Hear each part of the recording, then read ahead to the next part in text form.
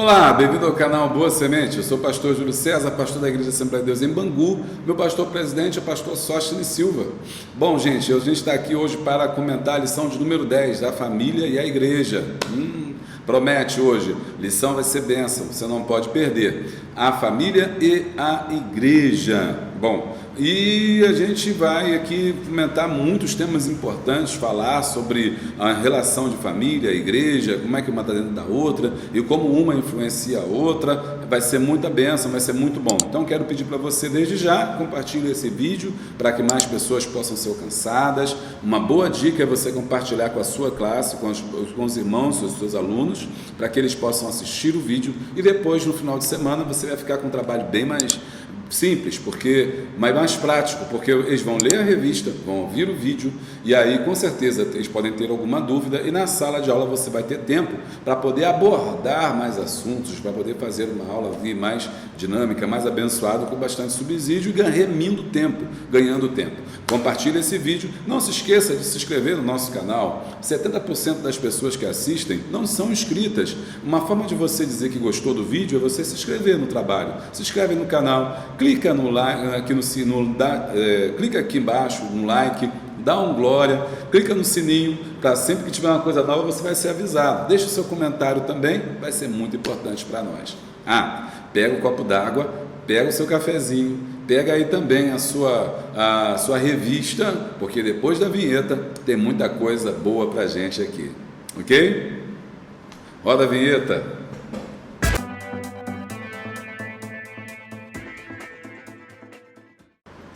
Bom, voltamos. A lição é a lição de número 10, estamos chegando agora no final do trimestre, estamos comentando aqui família natural, né? Segundo os valores e princípios cristãos, foi escrita pelo nosso bispo Abner Ferreira. Nosso texto está em Atos, capítulo de número 2, mas antes disso, deixa eu falar para você dos nossos objetivos. São 3, sempre. Primeiro objetivo, enfatizar que a família e a igreja são um plano de Deus para a humanidade. Facinho, né? A gente já falou bastante sobre isso. Mostrar que os ataques do inimigo revelam a importância da relação família-igreja. Beleza. Apresentar o propósito de Deus para a família cristã e para a igreja local. Então, esses são os 3 tópicos e eles estão elencados ou contemplados dentro de cada tópico desse aí que a gente vai estudar. Nosso texto está em Atos, capítulo de número 2, 42. E perseveravam na doutrina dos apóstolos, na comunhão e no partir do pão e nas orações. E em toda a alma havia temor e muitas maravilhas e sinais que faziam pelos apóstolos. E todos os que criam estavam juntos e tinham tudo em comum. E vendiam suas propriedades e fazendas e repartiam com todos segundo o que havia de mister. Perseverando unânimes todos os dias no templo e partindo o pão em casa, comiam juntos com alegria e singeleza de coração, louvando a Deus e caindo na graça do povo. E todos os dias acrescentava o Senhor à igreja aqueles que haviam de se salvar. Amém? Esse é o nosso texto da palavra de Deus. Vamos lá. Número 1, a relação família-igreja. Família e igreja. Qual é a relação que a gente pode traçar? Os dois são projetos de Deus. Deus elaborou, pensou, projetou a igreja. Da mesma forma que ele projetou a igreja, ele também projetou a família. Então, ambos são projetos de Deus. Por isso que ambos também sofrem um ataque pelas forças do mal. Por quê? Porque ambos são projetos do Senhor. E, logicamente, né, o diabo não quer, o inimigo não quer que a família nem a igreja vença. Beleza? Mateus capítulo número 16, 18 diz: pois também eu te digo que tu és Pedro, e sobre essa pedra edificarei a minha igreja, e as portas do inferno não prevalecerão contra ela. Existia um plano, um projeto de Deus para a família, um projeto de redenção para a raça humana, né? Que esse projeto incluía justamente a Abraão. aquele que é o pai da fé, que diz assim, Gênesis capítulo de número 12, versículo 3, e abençoarei os que te abençoarem, e amaldiçoarei os que te amaldiçoarem, em ti serão benditas todas as famílias da terra. Não só os judeus, não só os árabes, não só, todas as famílias são abençoadas através de Abraão. Bom, e nesse tópico, no tópico número 1, intitulado A Relação entre Família e Igreja, nós vemos o autor trabalhar várias questões em relação aí à igreja e família, e como é que isso se dá. Isso você vai ver no tópico 1 e no tópico 2. Você pode ler a sua revista com mais cuidado, e ele vai trazer alguns pormenores que são importantes, e demonstrando como é que quando uma família tem problema, a igreja também sofre. O reflexo dos problemas da família, porque a igreja é composta por famílias. A igreja não é só famílias, mas ela é composta por famílias. E quando eu digo que ela não é só famílias, eu quero dizer que a igreja é composta por diversas famílias, e essas famílias compõem uma família maior, que é a família espiritual, que abarca inclusive aqueles que não têm família dentro da igreja, ou que não tem mesmo, não possui, ou por alguma circunstância da vida, não possui família, encontra na igreja uma grande família espiritual. Então a igreja é composta por famílias, mas ela não é só famílias, mas uma está conectada a outra, né? Você não pode falar de igreja sem falar de família, você não fala de família sem falar de igreja. Lembrando aí que nós vimos nas lições primeiras que Deus tem uma família. A família é o núcleo central, principal do amor de Deus, da ação de Deus para o homem e o projeto de Deus para o homem. Então, a família e a igreja são indissociáveis, ok? Mais para frente, nós vamos trabalhar alguns casos em que essa ideia de que elas são associadas devem ser tratadas com cuidado, com zelo. Elas são associadas, mas você deve fazer algumas distinções para que essas famílias não tragam problemas maiores dentro das igrejas. Bom, e nesse tópico 1, então, eu quero pegar aqui o que o autor traz para a gente. Eu quero pensar um assunto em especial, trazer para você mais subsídios sobre um assunto que o autor não toca muito por causa do tempo, do espaço, e eu vou falar mais um pouquinho aqui, que é sobre a questão da igreja em Coríntios, né? Lá no tópico 1.2, 1.3, ele já está falando ali sobre Coríntios, e eu vou então trazer esse assunto aqui à tona para a gente examinar com mais cuidado, com mais calma, e tentar extrair dessa epístola algumas lições para a nossa vida, para a nossa EBD. Bom, o apóstolo Paulo escreve a carta aos Coríntios, e a igreja de Coríntios ela tem algumas características importantes, todo mundo sabe disso, já é quase que o lugar comum, dizer que a igreja é uma igreja que tem vários dons, ela tem manifestação sobrenatural do Espírito Santo, é uma igreja onde os irmãos eles dão lugar ao Espírito Santo de uma forma tremenda, então você tem ali dons de línguas, profecias, enfim, é uma igreja do campo de vista espiritual, que observa apenas a manifestação, e o que é a manifestação? É o agir do Espírito Santo, era uma igreja rica, completa. Mas, porém, no campo de vista, pelo ponto de vista, tirando essa questão exterior, tirando essa questão de fora, da movimentação do Espírito Santo, ela tem sérios problemas. É uma igreja eivada de problemas que faz com que o apóstolo Paulo se preocupe tanto a ponto de escrever para eles 2 cartas. Aqui a gente já tira a primeira lição, é que o movimento do Espírito Santo, o mover do Espírito Santo não quer dizer necessariamente a aprovação de Deus para determinadas atitudes. Às vezes nós misturamos o movimento do Espírito Santo, o agir do Espírito Santo com a aprovação de Deus. Então, se Deus visitou a igreja, se Deus falou, se Deus usou, então Deus está aprovando a atitude da igreja. Nem sempre. Cuidado com isso. Às vezes, a movimentação do Espírito Santo, o mover do Espírito Santo, o agir do Espírito Santo não quer dizer necessariamente que Deus está aprovando determinadas atitudes, mas que Deus está dando tempo, dando graça, dando unção para que as pessoas se convertam, repensem seus caminhos e através da palavra, através do Espírito Santo, possam ser tocados e convertidos de verdade. Porque o que demonstra a espiritualidade numa igreja não é a manifestação dos dons espirituais, mas é o fruto do Espírito.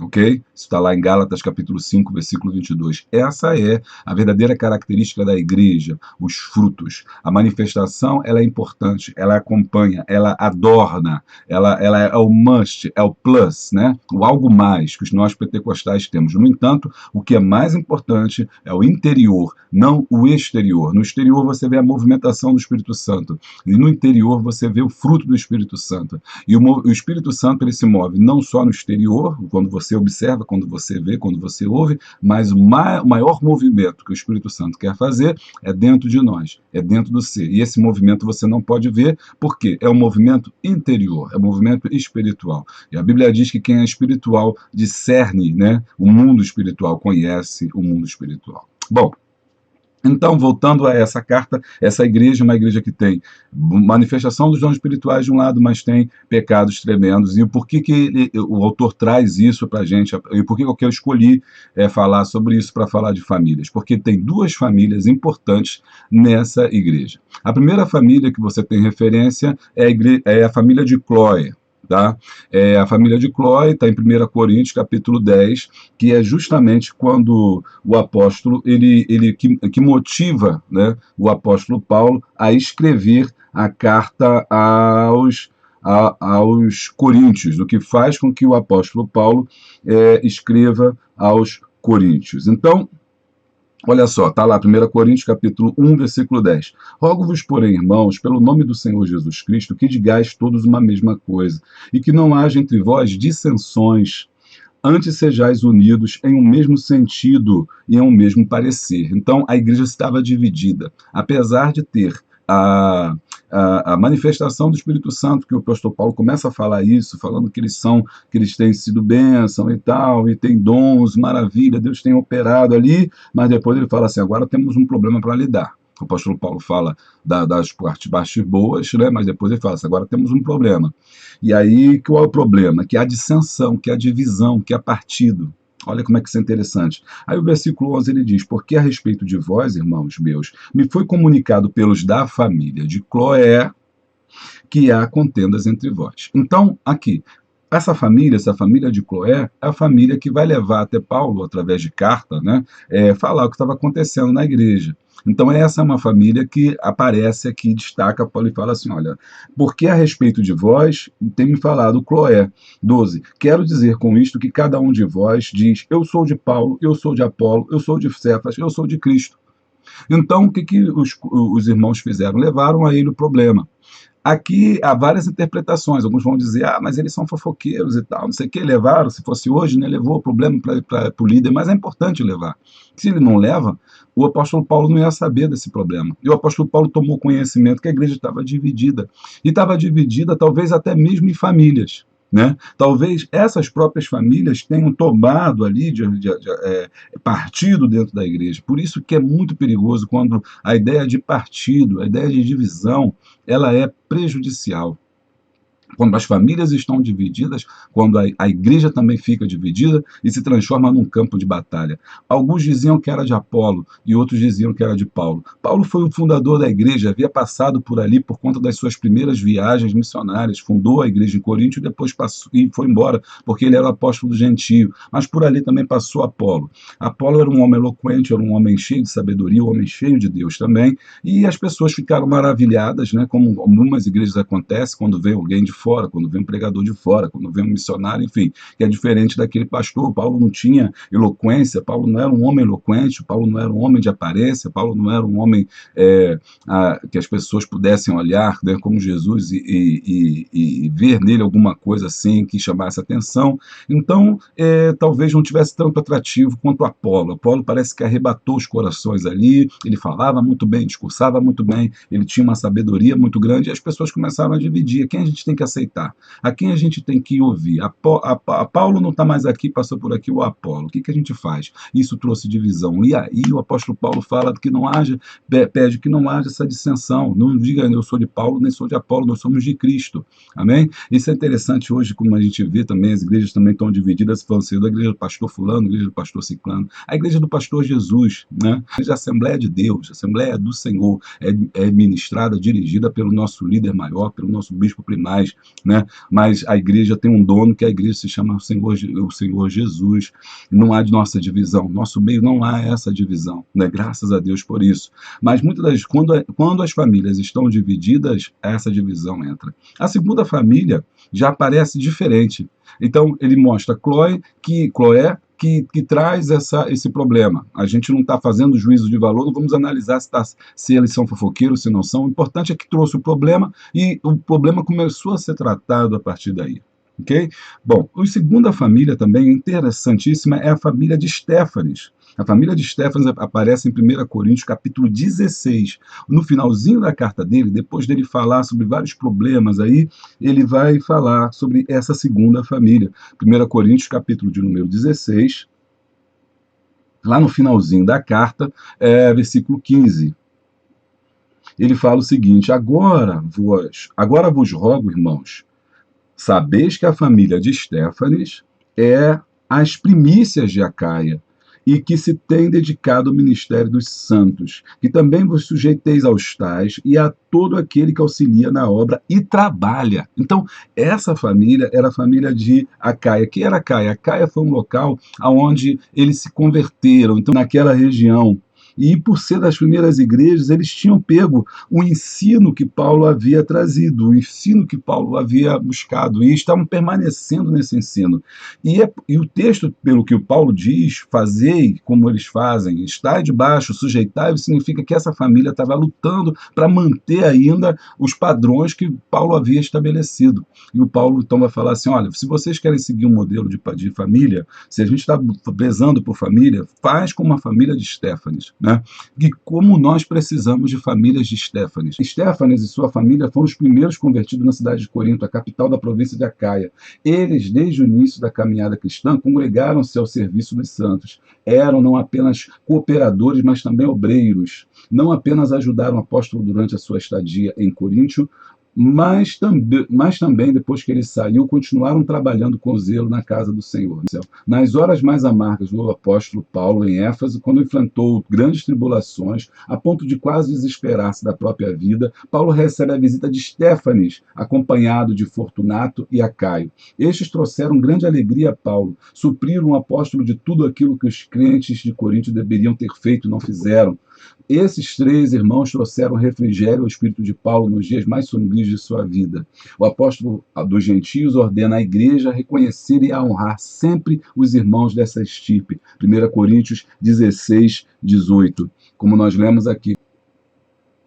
E aí, 1 Coríntios 16, 18, ele retorna dizendo: porque recriaram o meu espírito e o vosso, reconheceis, pois, os tais. Então, Estéfanes é uma pessoa importantíssima, essa família é importantíssima, esses três irmãos aí são pessoas de uma família esplendorosa que estão do lado do apóstolo, estão ajudando aí o pastor Paulo na época ainda.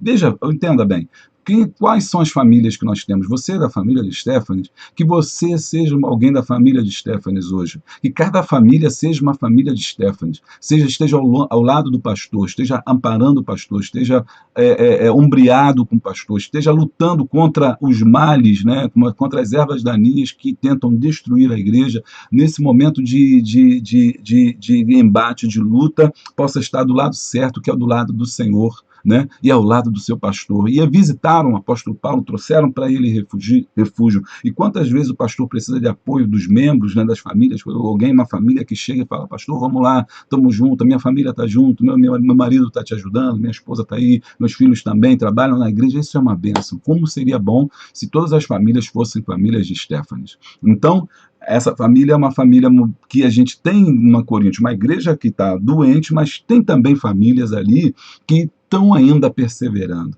né? Então, às vezes, a gente olha a igreja de Corinto e fala: ela é uma igreja pecaminosa. Também não é verdade isso. Por quê? Porque ela, ao mesmo tempo que ela tem sérios problemas, também tem famílias ali que resguardam a palavra de Deus, né? Como é bom. Então, essas duas famílias são fundamentais, você entender a participação delas, a família de Cloé, que leva o problema a Paulo, e a partir daí Paulo pode resolver e escrever a carta. A carta só existe, né, porque a família de Cloé se manifesta. Talvez, se eles não tivessem manifestado, o apóstolo Paulo não teria tomado ocasião disso, a não ser depois da visita de Stefanes, né? A família de Stefanes vai agora trazer. Agora, só que ela não leva o problema, né? Ela não leva a dificuldade, ela já leva a solução, ela leva um refúgio, ela leva conforto, ela leva alimento, ela leva pão, ela leva ajuda espiritual e material para o apóstolo Paulo, inclusive quando ele está em Éfeso, ainda preso. E aí, com certeza, ela deve ter sofrido na igreja de Corinto, porque ela deve ter sido criticada. E por ser criticada, motiva Paulo a escrever a carta aos 2 Coríntios também, no final de 1 Coríntios e 2 Coríntios também, falando, olha, vocês têm que fazer como eles. 1 Coríntios, ainda na primeira carta, 16, 18, olha, fica aí, se vocês têm que seguir um exemplo, segue o exemplo da família de Cloé. Amém? Agora, então, essas duas famílias são importantes para a gente pensar a igreja de Corinto nesse tópico 1 e também os pecados. Os pecados também estão dentro da família. Olha só que igreja tão multifacetada, né? Você tem, primeiro que a gente quebra esse lugar comum, esse senso comum de dizer, taxar a igreja de Corinto ou como uma igreja pecaminosa ou como uma igreja abençoada. Ela tem os dois extremos, ela está oscilando ali, né? Ela tem manifestação dos dons espirituais, tem pessoas de Deus também, tem famílias ali, como a família de Stephanie, mas ela também tem sérios problemas, e esses problemas são problemas que vão justamente atacar a questão das famílias. Então, a família aqui é atacada também pelo problema do incesto. 1 Coríntios, capítulo 5, versículo 1.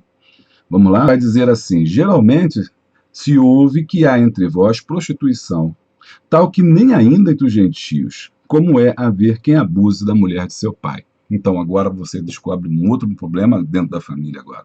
Essas famílias não só estão divididas, dizendo eu sou de A, sou de B, eu sou de C, né? Eu sou disso, eu sou daquilo, mas também há pecados sexuais, a prostituição dentro dela, como o incesto, né? Que é gravíssimo, que o apóstolo Paulo fala que nem entre os gentios essas coisas estão acontecendo.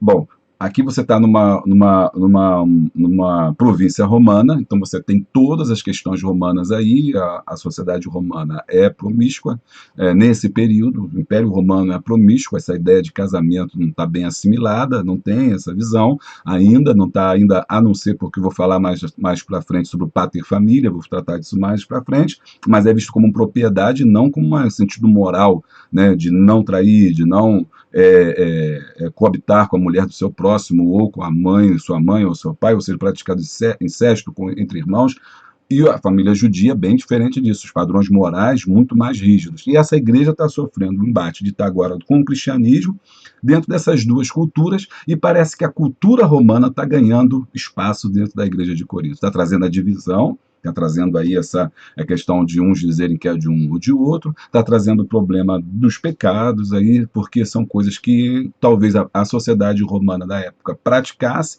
e que não era concebido para a igreja de Cristo Jesus fazer isso. Então você vê de novo a família com problema e essa família, esse problema atingindo a igreja.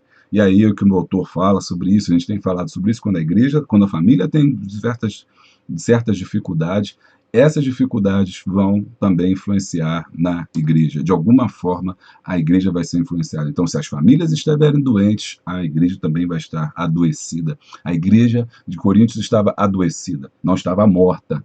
Ela estava doente, ela estava passando por crise, passando por problema. A igreja nunca vai estar morta. Sempre vai ter alguém de Deus ali. Vai ter um homem de Deus, uma mulher de Deus, alguém de oração. A igreja nunca vai morrer, porque a igreja é um projeto de Deus, é projeto do Senhor, é projeto de Deus. Assim como a igreja e a família são projetos divinos, Deus toma conta da igreja. Então ela nunca vai morrer, mas ela pode estar doente. E estando doente, todas as pessoas também vão sofrer o reflexo daquelas doenças se não forem cuidadas. E a doença não é para a gente matar, a doença é para a gente cuidar. Né, cuidar. Então temos que cuidar das famílias. Olha só que coisa interessante a gente aprendeu aqui, só sobre a igreja de Corinto, a gente falou sobre a família de Cloé, a gente falou sobre a família de Stefanes, e depois a gente está vendo agora os pecados aí, problemas dentro da família e como é que isso atinge toda a igreja. No final, o apóstolo Paulo fala sobre mais um tema também importante, que não é o nosso assunto propriamente dito, que é a questão da Santa Ceia. 1 Coríntios capítulo 11, onde o apóstolo Paulo vai regrar novamente a ideia da comunidade, a ideia da percepção da família, uma mesa, de uma grande mesa, que nós somos agora corpo de Cristo. Talvez o mistério, é por isso que o apóstolo Paulo fala tanto em 1 Coríntios sobre corpo e corpo de Cristo, para mostrar justamente que nós não podemos estar divididos, que a igreja de Corinto não pode estar dividida em famílias, não pode estar dividida em núcleos, não pode estar dividida em panelas, porque nós somos um corpo, o corpo de Cristo, e esse corpo é santo, esse corpo é tão puro que nenhum membro pode estar em pecado, porque uma vez em pecado ele pode comprometer a saúde espiritual do corpo. E é o que ele vai tratar no capítulo de número 11, falando sobre a Santa Ceia. E, novamente, você tem a influência aí do mundo, a influência do paganismo, a influência da cultura romana. A sociedade romana, dividida entre patrícios, plebeus e escravos ou servos, né, era bem estratificada, mas esses patrícios, eram as pessoas mais ricas, mais abastadas, costumavam abrir as suas casas para dar banquete. O dar banquete era fundamental, era uma forma de mostrar poder naquela sociedade. Eles abriam a sua casa para dar banquetes, grandes banquetes. Nesses banquetes as pessoas vinham, comiam, bebiam, bebiam muito vinho e comiam muita comida, e geralmente tinha pedras preciosas, enfim, que estavam espalhadas por ali, e as pessoas que fossem convidadas eram chamados de clientes. Esses clientes eram aqueles que iam na casa desses patrícios para banquetear, né? Iam comer à vontade. E, aos poucos, esse costume foi entrando dentro da igreja a ponto deles não saberem mais se estavam fazendo a Santa Ceia ou se estavam fazendo banquete. E aí o apóstolo Paulo aproveita essa oportunidade e fala, olha, vocês não sabem também o que é a Santa Ceia, vocês estão na carne porque vocês estão confundindo as coisas aqui. Quem tem fome, né? Aquela passagem tradicional, quem tem fome, come em casa. A ceia do Senhor não é banquete. O apóstolo Paulo é duro, incisivo para separar os costumes pagãos mundanos da ideia da igreja como um corpo de Cristo Jesus. E aí, a gente voltando aí à revista, finalzinho do tópico 1º, ele está falando justamente sobre a importância da igreja procurar sempre buscar esses valores espirituais em Deus, na palavra de Deus.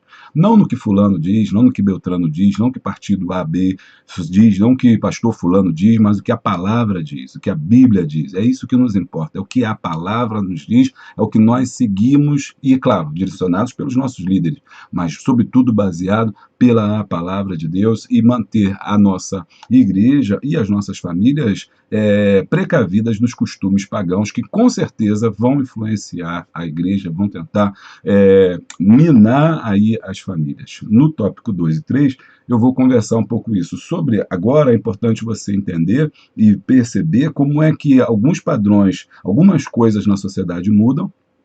Algumas coisas você não tem como lutar contra elas, também não são pecado, você vai ter que se reajustar para poder lidar com elas. A outras coisas você não vai ter poder aceitar. Como no caso, o apóstolo Paulo aqui está lidando justamente com a questão do incesto. Peraí, pecado no corpo é pecado e não tem como a gente discutir isso aqui. Essas mudanças nós não vamos aceitar. E é por isso que a igreja tem que ser saudável, as famílias têm que ser saudáveis, ela tem que trabalhar essa espiritualidade e o estudo da palavra, o zelo pela palavra, a fim de que as dissensões sejam evitadas, sejam banidas do corpo da igreja, ou seja, sejam evitadas ao máximo. Não é de A, não é de B, não é de C, não é de família A, não é de família B, não é de família C, não é de pastor fulano, pastor Beltrano. Nós somos um corpo de Cristo Jesus. As famílias têm que ser como Stefanes, uma família do lado, uma família ajudadora, uma família que conforta, uma família que auxilia, está do lado do seu pastor. Quem dera que todas as famílias fossem assim. Precisam lutar contra os pecados da imoralidade que tentam destruir os padrões familiares, como incesto, pedofilia, abuso infantil. Ora, a gente não conversa sobre isso, mas talvez um dos grandes problemas do abuso infantil que a gente tem, que é sofrido não na rua, é sofrido dentro de casa.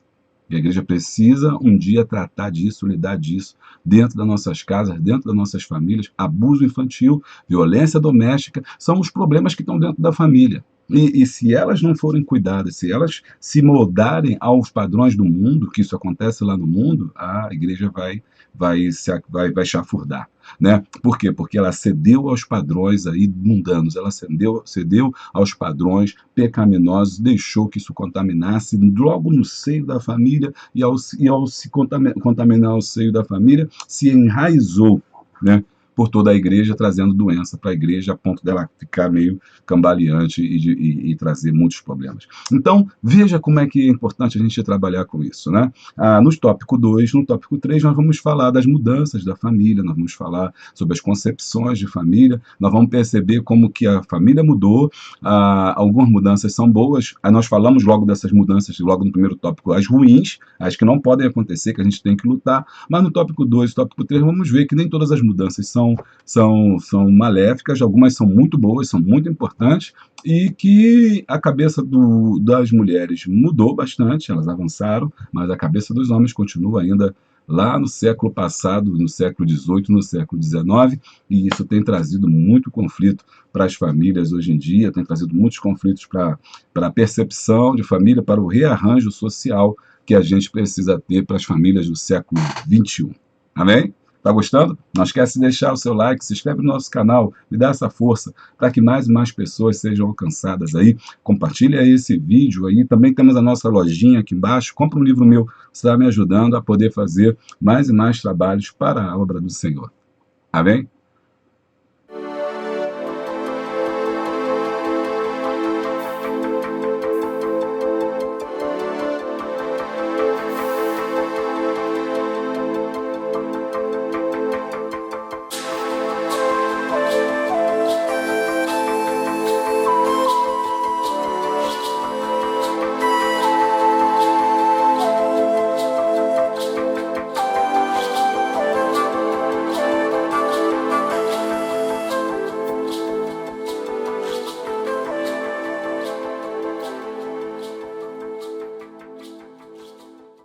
Então, tópico 2, a igreja e a cooperação na família. Aí eu tenho a família de Corinto, que é o exemplo que é tirado. A família da igreja em Corinto. A família da igreja de Corinto estava doente.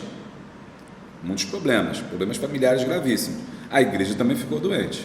Isso é uma realidade. Dizendo que a igreja é composta de famílias, mas ela não é só essas famílias. Por quê? Porque se você disser que a família é só as igrejas, a igreja é composta de famílias, e somente essas famílias compõem a igreja, o que você faz com a pessoa que não tem família na igreja? O que você faz com esse rapaz que vai à igreja, mas o pai dele e a mãe dele não é crente? O que você faz com esse marido que vai à igreja, a família dele não está? Ele não tem família, e por ele não ter família dentro da igreja, ele também não tem ação, não tem cooperação, não tem espaço. Quando você entende que é só famílias que trabalham na igreja, você cria núcleos, cria disputas, cria partidos, cria ambientes extremamente negativos e prejudiciais, porque as famílias é que vão brigar e ocupar os espaços, não dando espaço para aquele que não tem família. Quando, na verdade, ao entrar em uma igreja, deve-se, naqueles momentos, naquele espaço, apagar essa barreira familiar para pensar que nós somos uma grande família. E aí esse rapaz que não tem família encontrou uma família, encontrou um pai espiritual, encontrou uma mãe espiritual, você encontrou uma irmã espiritual, você encontrou uma família ali. Então a igreja é a união das famílias, mas não é só essas famílias, elas compõem uma outra muito maior. Então, isso é muito importante. Por quê? Porque aí a gente tem hoje problemas assim que a gente verifica que é famílias que são donas da igreja. E quem são as famílias que se dizem donas da igreja? Aquelas que fundaram? Minha família está aqui desde tanto. Meu avô botou essa pedra fundamental. Meu pai que construiu isso aqui. Então, ela se acha dona da igreja. A outra família é a maior família. E por ser maior, ocupa mais espaço, eles dominam tudo. E é dono da igreja. Se você entender dessa forma, você vai ver que é esse problema que a gente vai viver. Da guerra entre família. E aqueles que não têm família não vão ter oportunidade, não vão ter espaço, não vão poder trabalhar, porque ficou fechado em panelinhas de família. Tem muitas igrejas, nós pentecostais não temos muito isso. Eu acho que talvez você pode até comentar isso aí, se na tua região aí acontece isso. Porque nós pentecostais até que não, eu acho que não temos muito isso, pelo menos eu não verifico muito isso, não é muito a nossa realidade, mas acontece. Tá? Eu não vejo muito isso aqui no Rio de Janeiro, mas acontece. Mas fora do núcleo pentecostal, passando para as igrejas tradicionais, mais tradicionais, acontece muito isso. As igrejas são formadas por família, aquela família toma posse ali, ninguém tem espaço, ninguém tem vez. No meio pentecostal, como nós acreditamos na direção mais do Espírito Santo, né? Temos mais vazão, ouvimos mais a voz do Espírito Santo, talvez isso aconteça menos, né? Então, eu não sei, comenta aí para a gente saber, até pensar um pouco sobre isso. Mas que é fato que quando você divide e pensa que a igreja é só a família, aí você aí você vai trazer sérios problemas, porque você vai trazer essa divisão. Então, a família doente, ela enferma a família, a igreja. A família saudável, ela abençoa a igreja, porque a igreja se compõe dessas famílias, mas a igreja não é só essas famílias, a igreja são todas as famílias. A igreja é até quem não tem família. Então, uma pessoa que não tem família, o órfão, faz parte da igreja, já recebeu uma nova igreja. A viúva tem uma família, a família é espiritual. Está entendendo o que eu estou querendo dizer para você? Esse tema é importante a gente tratar, conversar. Porque aí a família mais importante, ou se julga mais importante da igreja, vai entender que tem um papel ali dentro importante, mas que não é melhor que as outras, que nenhuma família é melhor que as outras, nem a família do pastor é melhor que as outras. Tem a sua responsabilidade, tem as suas implicações, mas trabalham todos juntos, né? Para cooperar e formar o que foi lido em Atos, capítulo de número 2, que estavam todos juntos, né? Comiam o pão em casa, né? Comiam juntos com alegria e singeleza de coração. A igreja tem que estar assim, junta e unida, e pensando, e buscando o mesmo sentido, buscando as mesmas coisas, sem interesse de ser maior, de ser menor. E aí, quando a gente, vamos aprofundar mais um pouquinho, quando a gente entra nisso, a gente vê tanta guerra, e essa guerra, muitas das vezes, quem sofre mais são os pastores, porque quando essas famílias começam a entrar em guerra, essa guerra chega até a igreja. Quando você não consegue separar a igreja das famílias, também nessa ideia de família, peraí, vocês são irmãos lá fora, aqui nós somos todos irmãos, vocês são marido e mulher lá fora, aqui nós somos crentes em Jesus, aqui não tem essa briga, vocês não vão trazer a briga de vocês, familiares, duas famílias, por exemplo, que não se dão, elas entram para a igreja e continua a rixa dentro da igreja. Quando você não consegue separar, fala, não, peraí, aqui é a igreja, amém? Então a gente tem que ter essa possibilidade de separação. E quando essas igrejas essas famílias entram em guerra uma com as outras, a igreja se torna um inferno. E aí vão lá, a filha do pastor, o filho do pastor tem que ser perfeito. Irmão, o filho do pastor é um membro como outro qualquer, um ser humano como outro qualquer. Ele tem os mesmos defeitos, os mesmos erros, ele é como o outro. Ele não é um super-herói, não é um super-homem. Nem é um pastor em miniatura, nem é uma pastora em miniatura. Aí a igreja fica atacando, você não pode fazer isso, você não pode fazer aquilo. Por quê? Porque você é filha do pastor. E você é filho do pastor e o outro pode? Porque ele não é filho do pastor? Ou o filho do pastor é diferente do outro? Ou o pastor é diferente de todos os crentes? Todos são seres humanos, todos são falhos. Então é preciso que acabe com essa guerra. Não, meus filhos são iguais a todos os filhos de todos os irmãos. E não há preferência do meu filho para outro filho. Eu não vou proteger meu filho, não vou proteger minha filha, não vou protegê-los. Por quê? Porque somos todos família de Deus. Somos todos indo para o mesmo céu. E somos todos dessa grande família. E a minha igreja compõe uma outra família maior ainda. E a outra família compõe outra família. Porque compomos o que? O corpo de Cristo Jesus. Que João vai dizer, incontáveis como a areia do mar, de todas as raças, de todas as tribos, de todas as nações, de todos os povos. Aleluia! Louvado seja o nome do Senhor Jesus por isso. Está entendendo? Bom, então, vamos lá. No 2 nós vimos a família da igreja em Corinto, problemática, e ela tem que ser curada, capítulo 5 e capítulo 7, né? Então, assuntos, contextos familiares que ele trata. E aí a gente tem ali o maior exemplo ali em Coríntios 5, do 5 ao 7, né? É que justamente o apóstolo Paulo vai regrar sobre o papel da mulher. O corpo da mulher pertence ao marido, o corpo da mulher, do homem, do marido pertence à mulher, voz, tudo aquilo que a gente já viu, tá? Lendo no capítulo 7, porque ele está lidando com família. O apóstolo Paulo sabe que se ele curar as famílias, vai estar curando a igreja. Aí no tópico 2, ele vai falar ainda sobre a questão da igreja primitiva e a família. Quando a gente pensa assim em família, a gente pensa assim, bom, que a família é algo que sempre existiu do jeito que a gente que existe.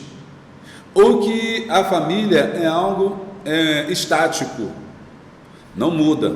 Não. A família, ela muda. Nós vimos isso lá no comecinho. A família tem passado por transformações. Eu vou fazer uma rápida recuperação para você entender. A família judaica é uma família estruturada, uma família antiga e patriarcal. O homem se julga superior da mulher, a mulher fica em casa, faz trabalhos domésticos e coisa e tal, e os filhos estão ali para trabalhar. Esse é o modelo de família, a família judaica. A igreja vai beber dessa família judaica, a igreja nasce dentro do judaísmo, então ela tem esse modelo junto com outro modelo, que é o modelo grego. No modelo grego você tem o modelo da paterfamília, que é muito parecido, onde o homem também tem essa figura proeminente, o mais importante. As mulheres são vistas como cidadãos de segunda classe. É possível e é passivo de que o homem tenha mais de uma mulher, um relacionamento extraconjugal. A sociedade romana não se impunha contra isso, tinha aquela chamada moral, que era o homem ter sua esposa e tal, mas por fora tinha os seus casos. Esse é o modelo romano. Aí os filhos são vistos como propriedades, tá? A ideia de herança, então o homem faz isso para deixar um legado, para deixar uma família, mas a família na verdade é a questão da propriedade, e a família é uma propriedade do marido, no judeu não. Ao longo do tempo, o cristianismo vai fundindo esses dois modelos. Então você vai tendo o modelo de homem, a mulher e seus filhos, mas o homem ainda sendo a figura principal, ainda aquela ideia de provedor, né? Isso vai acabar aí no finalzinho do século XVI para o século XVIII. Já no século XIX já não tem mais, porque o homem deixa de ser agora esse provedor. Aos poucos a mulher ela vai conquistando o seu espaço, a partir do século XX, mais ou menos ali na Segunda Guerra Mundial, as mulheres entram no mercado de trabalho. Ao entrarem no mercado de trabalho, o homem deixa de ter esse papel de provedor, e o que nós temos hoje? A mulher hoje ocupa o mesmo espaço que o homem no sentido de prover, de trabalhar, de ajudar nas despesas domésticas. O homem não tem mais essa ideia de provedor, não existe mais essa ideia de provedor, mas ele colabora e faz de tudo, trabalha e às vezes pode cuidar dos filhos sem problema nenhum. Essa é a família que nós temos hoje aí. Então repara, essa família não é a mesma família que a gente está discutindo lá atrás. Ela mudou. E por que ela mudou? Porque a sociedade vai mudando, e essa é normal. Pastor, mas a família... Claro, irmão, a sociedade muda, a família muda. Ou você acha que a igreja não mudou? A igreja mudou. A igreja de 1900 é uma coisa, a igreja de hoje é outra. Por que a igreja mudou? Porque a igreja ela sofre o reflexo da sociedade que ela está. Assim como Corintos, na igreja de Corinto, sofria o reflexo do Império Romano, da sociedade romana, dos costumes romanos, influenciaram na igreja, assim também no Brasil a cultura vai mudando, e essa cultura vai influenciando também as igrejas. Elas vão mudando também, conforme o homem vai mudando. O que não muda é Deus, a palavra não muda. O que é pecado não muda. Entenda bem o que eu estou dizendo. O pecado é o pecado em 1900 bolinha, e na sociedade judaica, na sociedade africana, na sociedade americana, europeia, no Brasil, o pecado é pecado, mas os costumes, os padrões culturais, os valores, eles vão mudando com o tempo. E isso é normal. Então não pode você pensar que a família é a mesma coisa que está se falando lá em Atos. A família mudou hoje em dia. Porque senão você pega Atos capítulo, quando Paulo fala assim, não é bom que a mulher fale em público, esteja calada, se ela quiser saber alguma coisa, pergunte em casa. Ora, é um padrão cultural da época que Paulo está respeitando ali. Paulo não está criando nada, Paulo está só repetindo o padrão que ele está bebendo da cultura judaica e da cultura romana, que nós acabamos de descrever. A mulher não fala nada, ela é submissa. Hoje em dia esse versículo não se pode se pôr sobre a nossa sociedade. A mulher, cada vez mais, e graças a Deus, ela está com um papel cada vez mais proeminente na sociedade. Embora nós tenhamos visto tanto machismo, que querem delegar as mulheres a um papel subalterno, a um papel de submissão, porque não entendem o que é a submissão, porque a submissão para eles é humilhação, é colocar debaixo dos pés. Então ainda querem fazer as mulheres ficarem assim, mas graças a Deus nós estamos no ministério que nos dá liberdade. Nosso ministério foi o pioneiro em reconhecer, né, o Ministério de Madureira, Nação Madureira foi pioneira em reconhecer o Ministério do Trabalho das Mulheres, glória a Deus por isso. Então observe que a igreja alterou. Se você pega o quadro de 1900 lá, só tem homem no púlpito. Se você pega um quadro hoje de uma igreja, você vai ver mulheres do lado dos seus pastores lá, o casal, o pastor do lado da sua esposa num púlpito. Isso é impensável em 1930. Isso é impensável em 1935, uma mulher estar sentada no púlpito. Raridade isso acontecer. Ora, a sociedade mudou, abriu seus olhos, a mulher conquistou o seu espaço que lhe é devido, e agora a igreja também é automaticamente alterada. Isso não é bom nem é ruim, porque isso não é pecado, pelo contrário, valorizar a mulher é justo. Jesus valorizou o papel das mulheres. Então, a nossa família hoje não é mais essa família que a gente estudou lá atrás, a família está mudando, está se alterando, e ela vai alterar, mas só que a gente tem que estar de olho nas mudanças, a gente tem que estar observando, acompanhando essas mudanças e vendo o que são bons, o que é ruim, o que a gente tem que manter, o que vai ter que mudar. Adolescência, no tempo que a gente está estudando aqui, que o autor está pegando Atos 2, né, não tem adolescência, não existe adolescente. Adolescente é uma criação do século XVII para o século XVIII que vai começar a se entender. Aliás, nem século XVII para o século XVIII não. A Revolução Industrial foi um fenômeno aí que a Inglaterra passou, né, de industrialização, né, que foi muito importante, da produção em grande escala, onde as crianças elas trabalhavam também. E não existia ideia de criança. Criança trabalhava como um adulto, tanto é que você via lá as pessoas, criança com terninho, criança trabalhando de gravata, criança trabalhando, mesmo a carga horária de um homem, a criança trabalhava. Às vezes era só metade da carga, também recebia metade do salário, mas via-se a criança como um pequeno adulto. Tanto é que as mulheres casavam com 12 anos, estava casando, 12, 13 anos estava casando, já era mulher, ovulou, já estava pronta para casar. E ela não escolhia o casamento, eram os pais que faziam, porque não existia ideia de adolescência, não existia ideia de criança. A mulher, a garota, ovulou, menstruou, já está apta para conceber, vai casar e casa. Só mais tarde, depois da Revolução Industrial, é que começou a se perceber, falou assim, peraí, isso aí não é um adulto, ele não tem mentalidade de adulto ainda, não tem maturidade de adulto, ele é uma criança. Então se criou, a adolescência ou a infância é uma criação da modernidade. A modernidade é que trouxe essa ideia da criança, do adolescente.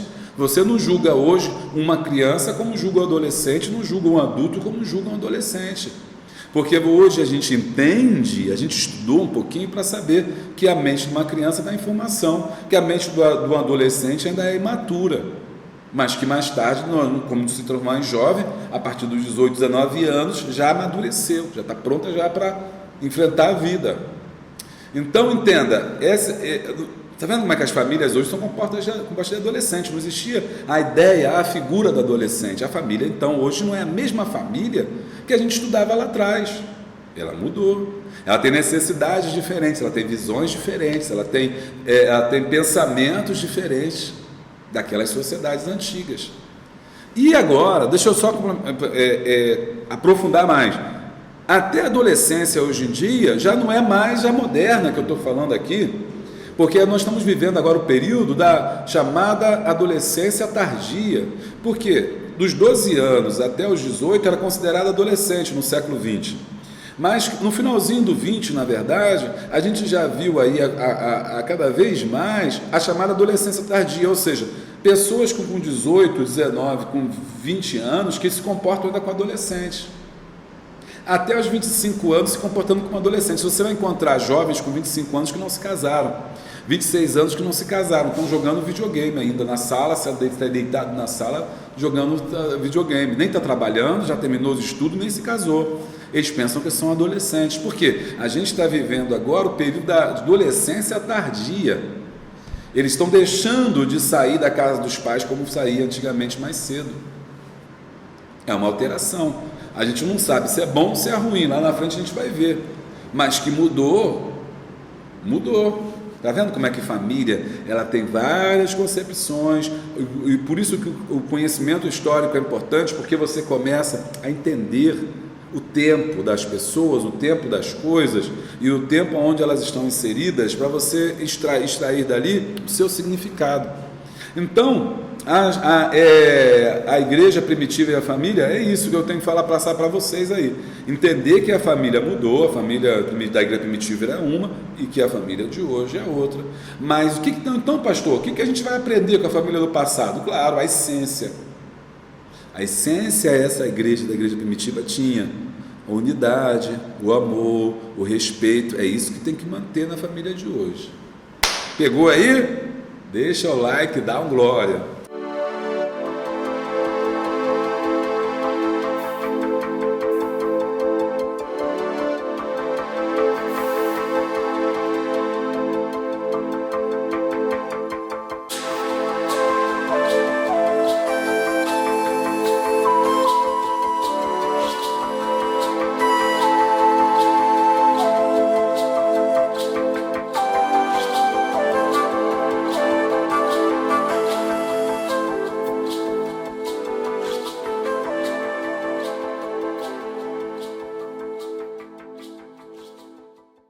Famílias comprometidas, tópico 3, famílias comprometidas com a palavra de Deus. É muito importante que a família cristã valorize a interação associada nas variedades de atividades de uma igreja local. Bom, as famílias têm que estar comprometidas com a palavra de Deus, ou seja, você tem que instruir as famílias, ensinar as famílias, elas têm que estar no culto de oração, elas têm que estar nos trabalhos da igreja. As famílias têm que estar envolvidas na atividade da igreja, é muito bom. Mas, desde que você já tenha, eu já te ensinei, né?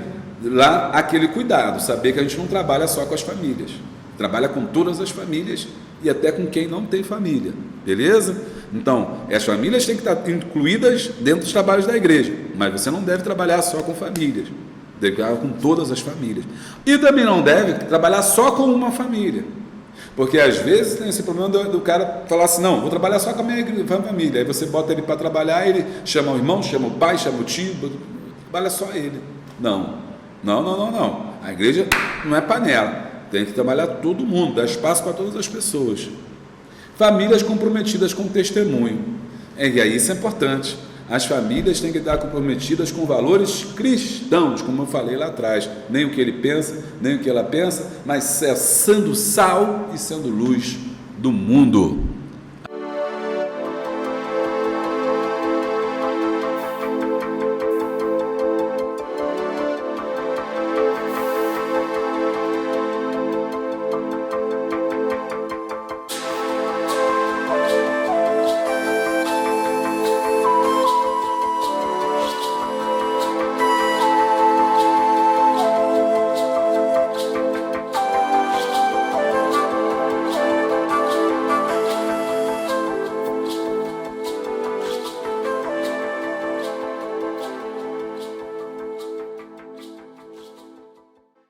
Amém?